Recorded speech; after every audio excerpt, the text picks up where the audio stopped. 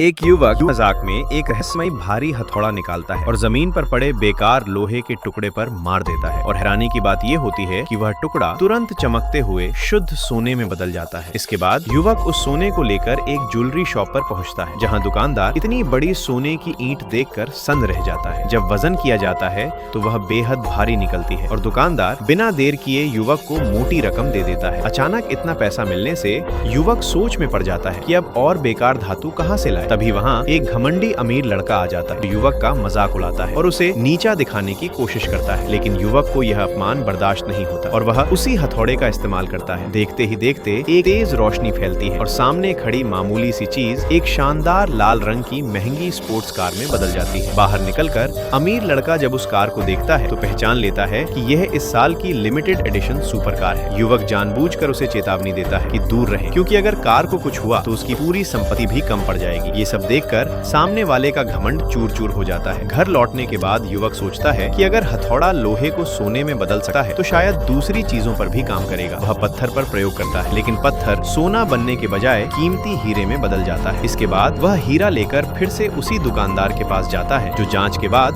उसे असली मानकर बहुत बड़ी रकम में खरीद लेता है। तभी दुकानदार फोन पर किसी से सैकड़ों साल पुराने जिनसेंग की बात करता है, जिसे सुनकर युवक कहता है कि उसके पास ऐसा ही जिनसेंग मौजूद है। दुकानदार उत्साहित होकर वादा करता है कि अगर यह सच हुआ तो कीमत की कोई कमी नहीं होगी। युवक घर आकर अपने पास रखी एकमात्र पुरानी जड़ को सामने रखता है और अब असली परीक्षा शुरू होने वाली होती है।